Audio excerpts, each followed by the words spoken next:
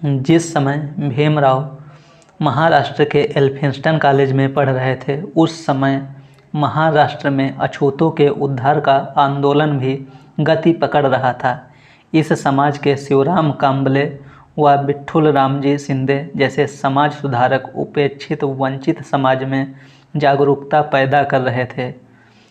कुछ सामाजिक संगठन भी अछूतों की गुलामी व शोषण के खिलाफ आंदोलन कर रहे थे।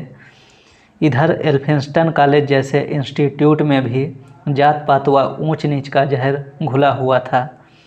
वहाँ पर भीम को पीने का पानी नहीं मिलता था। कॉलेज की कैंटीन वाला ब्राह्मण उन्हें चाय नहीं पिलाता था और ना ही पानी देता था। उस कॉलेज में प्रसिद्ध शिक्षाविदों में प्रिंसिपल कावर्टन, प्रोफेसर म्यूलर व प्रोफेसर जॉर्ज एंडरसन प्रमुख थे। इनमें प्रोफेसर म्यूलर को भीमराव के प्रति काफ़ी लगाव था। वह भीमराव को पढ़ने के लिए किताबें और कपड़े दे देते थे। प्रोफेसर ईरानी भी काफ़ी मदद करते थे, लेकिन कॉलेज में भी चारों ओर उपेक्षापूर्ण माहौल था। अधिकतर सवर्ण हिंदू प्रोफेसर व छात्र भीमराव से घृणा करते थे।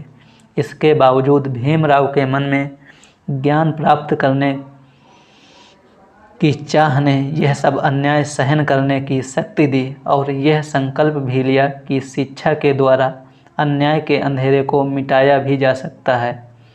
वह पाठ्य पुस्तकों के अलावा समाज, दर्शन, धर्म आदि कई विषयों पर भी निरंतर अध्ययन करते रहे। 1910 में भीमराव ने इंटरमीडिएट की परीक्षा पास की।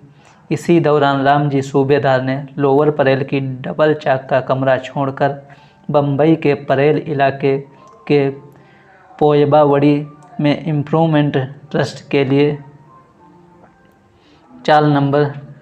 चाल नंबर 1 की दूसरी मंजिल पर 2 कमरे किराए पर लिए।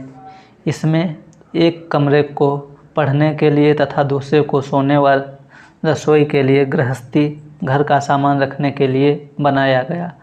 अब भीमराव को घर पर पढ़ाई के लिए शांत माहौल मिल गया। बम्बई में चाल उसे कहते हैं जहां छोटे छोटे कमरों में गरीब वर्ग के लोग रहते हैं। सूबेदार जी की हार्दिक इच्छा थी कि भीम किसी तरह बीए पास कर ले। पिताजी की आज्ञा अनुसार भीमराव रात को 9 बजे सो जाते थे। रात को 2 बजे तक उनके पिताजी भीमराव के कमरे के सामने बैठे रहते थे और 2 बजते ही भीमराव को पढ़ाई करने के लिए जगाकर खुद सो जाते थे। 2 बजे उठकर पढ़ना भीमराव के लिए बहुत मुश्किल था, लेकिन पिताजी को ना कहने की भी हिम्मत नहीं हुई थी। आखिरकार भीमराव लेटकर ही टिमटिमाते हुए धुएं की धुंधली रोशनी में कुछ पढ़ने के बाद 5 बजे भीमराव को बिस्तर से उठना ही पड़ता था। रामजी सूबेदार के घर में भी बच्चों को फौजी अनुशासन की तरह पालन करना पड़ता था।